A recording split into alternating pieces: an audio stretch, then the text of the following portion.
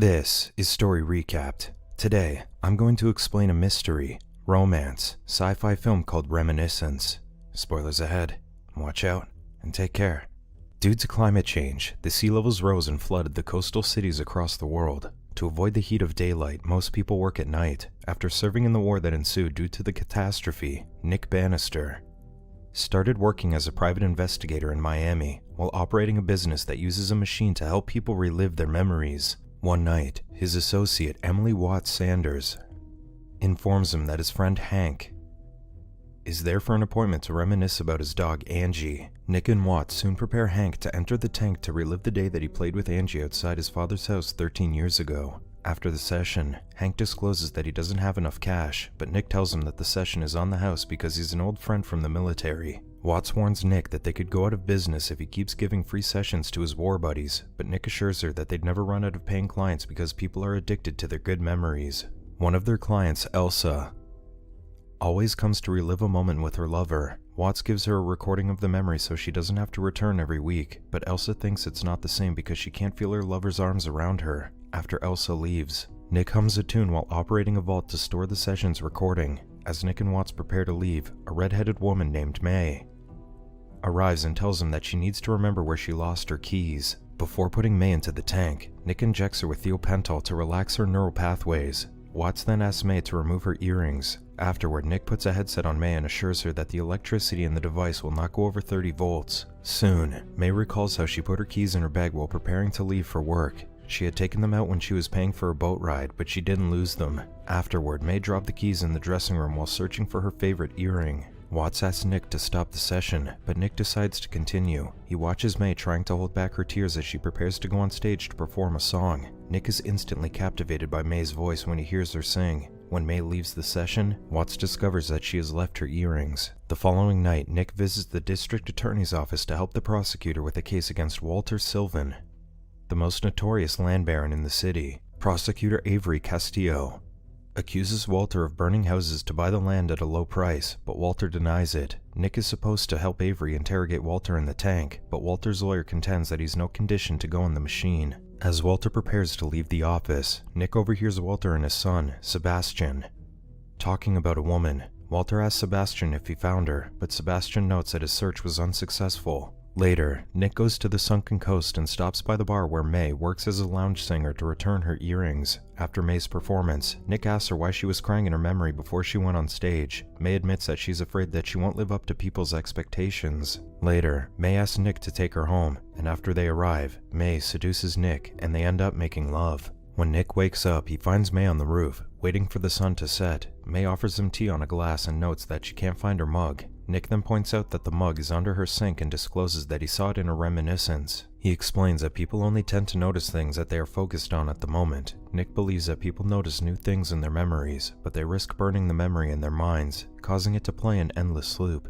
May surmises that Nick doesn't go in the tank because he's afraid it could happen to him. She hints that he might want to risk it for the right memories. May suddenly fades, and Nick wakes up in the tank. Watts scolds Nick for going into the machine to recall his moments with May for the past 4 months. Nick is puzzled about May's sudden disappearance because they were happy and planning for their future. Nick thinks May is in trouble, but Watts argues that the disappearance was intentional because May settled with her landlord. Watts warns Nick that his business could fail if he doesn't forget about May. She then announces that Avery called them about a job, so she advises him to sleep before meeting with her. Instead of going home, Nick goes to May's workplace to see if she has returned, but a bouncer contends that she's not there. Later, Nick goes back to the tank and reminisces about a time that he went on a picnic with May in a district only meant for barons. Nick confessed his love for May, but she insisted that Nick couldn't be in love with her because they'd only known each other for a few months. After the picnic, Nick took her to a tower to get a nice view of the city. May asked him to tell her a story with a happy ending, but Nick argued that all endings are sad even if the story was happy. May then told him to tell her a happy story but ended in the middle. Before Nick could recall what happened next, an alarm wakes him up.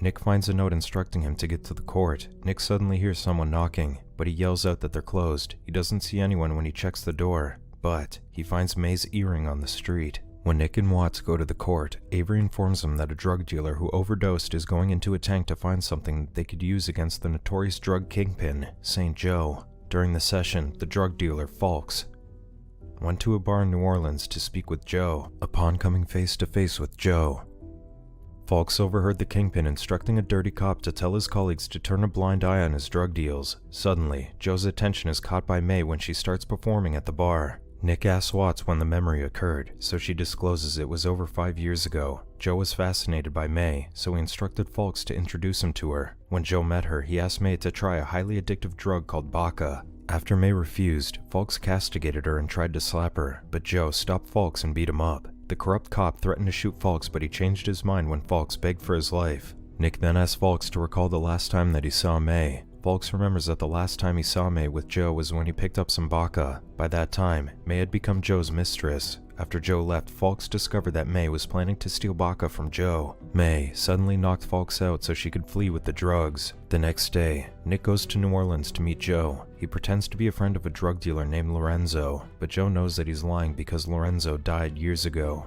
Joe's men then subdue him and dunk his head into a fish tank to compel him to reveal his true intentions. When they take his head out of the tank, Nick discloses that he's searching for May. Joe notes that he hasn't seen May since she fled. Joe's men soon dunk Nick's head into the fish tank again to drown him. Suddenly, Watts arrives and sends a bouncer flying across the room. She shoots the men drowning Nick, but Joe warns them that he'll kill them if they let go of Nick. As Watts attacks the other henchmen, Joe arms himself with 2 handguns. During the firefight, Watts hits the fish tank, causing it to break and release all the water. Nick tries to break free from the henchmen subduing him. Nick pins him to the ground and plunges the syringe into his eye. Joe then turns his attention to Nick when he sees him grabbing his henchman's gun, but Watts shoots Joe in the back before he can fire at Nick. Joe survives when he asks Watts to kill him after she points out that his lungs are filling up with blood. Watts and Nick soon leave the bar after she kills Joe. Later, Nick recalls when May told him how she arrived in Miami. May first went to New Orleans after London submerged. She had bad memories in New Orleans, so she got a one-way ticket out of the city and arrived in Miami. Having no place to stay, May slept on a dinghy in a canal. May ended up drifting past the Florida Keys when someone cut the rope for an unknown reason. She thought that she would drift to the ocean, but she came across a white clapboard house. May told Nick that she thought it was a mirage, but the owner, Francis,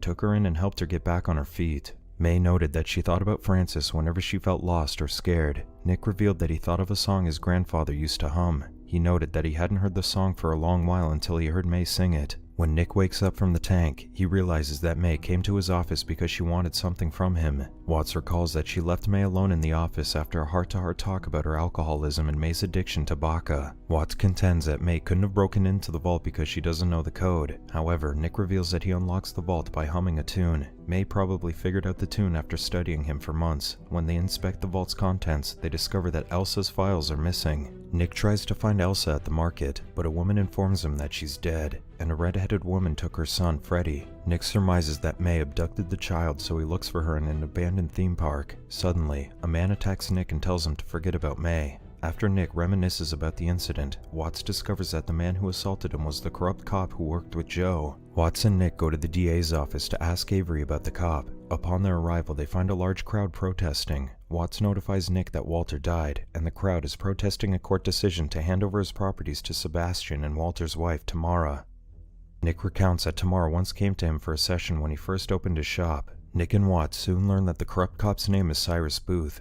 After falling out with Joe, Cyrus started working for Walter. Soon, Nick recognizes the voice of Elsa's unknown lover while viewing a recorded session. He deduces that Elsa's lover is Walter after recognizing the same voice from a recording of Tamar's reminiscence. Nick surmises that Walter wanted Freddie dead because he knew he was dying and wanted to tie up loose ends. When Nick expresses his intention to find May, Watts warns him that it's becoming an obsession. She begs Nick to forget about May and keep working with her, but Nick fires her so that she can move on to a better job. Later, Nick goes to Walter's house to interrogate Tamara, but the butler mistakes him for an actor who would help her reenact a happy moment with Walter. Tamara wants to relive the moment she found out she was pregnant, but Nick insists on learning why Walter asked Cyrus to kill Elsa and Freddie. Tamara discloses that Walter had them killed because he didn't like sharing. She further reveals that Cyrus worked with a woman from New Orleans. When Nick asks where they are, Tamara hints that they can be found with the trash that cannot be thrown away. Sebastian suddenly arrives and recognizes Nick as someone who works with the prosecutor, so he calls security. Tamara tells the guard to kill Nick, but the man lets him go because they both served in the military. Nick soon goes to the recycling plants to find Cyrus and May. Not long after, Nick sees a woman who resembles May, so he follows her. Nick soon finds her with Cyrus, but he realizes that the woman is not May. Nick asks Cyrus where May is, but Cyrus just hums the song that he once sang and reveals that everything she did was part of their plan. Cyrus flees when Nick threatens to shoot him. Nick chases after him and they end up fighting on a rooftop. Cyrus jumps to the next building, but Nick follows him. They continue exchanging blows until they fall down the stairs. As the fight continues in the music room, Cyrus's hand gets caught in a grand piano. The floor suddenly collapses, and the piano sinks underwater, taking Cyrus along with it. Nick goes after Cyrus and frees his hand from the piano, but Cyrus assaults him as soon as he breaks free. Cyrus swims back to the surface as Nick slowly sinks to the bottom. Nick gains the motivation to return to the surface after hallucinating May. When Nick emerges from the water, he stabs Cyrus with a syringe full of thiopental. Nick takes Cyrus back to his office to put him under the tank to uncover what happened to May. The reminiscence begins, and Nick discovers that Cyrus tracked down May after she fled from Joe. Cyrus threatened to take her back to Joe unless she helped him steal something from Nick. May soon agreed, and the two planned to gain Nick's trust. Months later, May stole Elsa's files from Nick's vault. As the session continues, Nick learns that Cyrus killed Elsa, but he's relieved that May fled with Freddy on the boat to protect him from Cyrus. Afterward, May went back to Nick's office, but Cyrus caught her. While Cyrus dragged her to his car, May dropped her earring so that Nick could find her.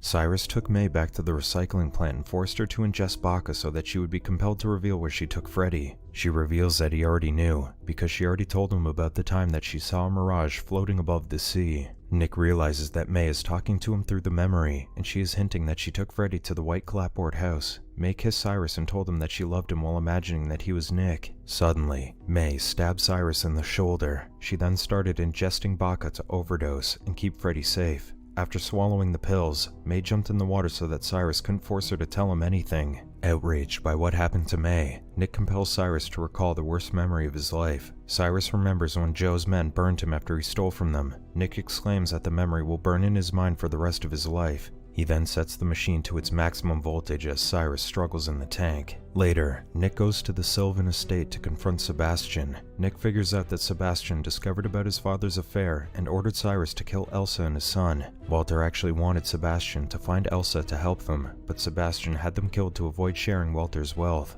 Sebastian tries to deny it, but Nick calls him from Cyrus's phone to prove that Sebastian was conspiring with him. When Nick mentions that Freddy is still alive, Sebastian grabs Nick's gun and points it at him. However, he couldn't pull the trigger. Sebastian then threatens to kill himself, but Nick points out that he doesn't have the guts to do it. Nick visits Watts in her new job to give her the recording of Cyrus's memories. He instructs her to give it to Avery even though it will incriminate him for burning Cyrus's memories into his mind. Soon, Avery cuts a deal with Nick for his role in exposing Sebastian's crime. Nick doesn't walk free, but he's allowed to go into the tank and burn good memories of May in his mind for the rest of his life. Decades later, Watts visits Nick in the office with her granddaughter. When the child asks Watts if she misses Nick, Watts tells her that she chose to look ahead while Nick chose to look back. She notes that they both made the right choice, despite their different paths. Inside the tank, Nick recalls the time he and May went to a tower to enjoy the view of the city. When May asked him to tell her a story, he recounted the ancient legend of Orpheus and Eurydice.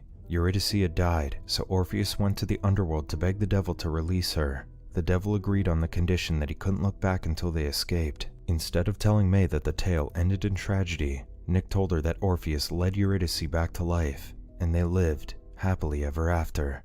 This is all for Story Recap for today. Subscribe to watch more videos like this. Tell us in the comments if you want us to recap your favorite movie. Watch other of our videos showing on the screen and leave a like because it helps the channel. And I would see you in the next video. Goodbye.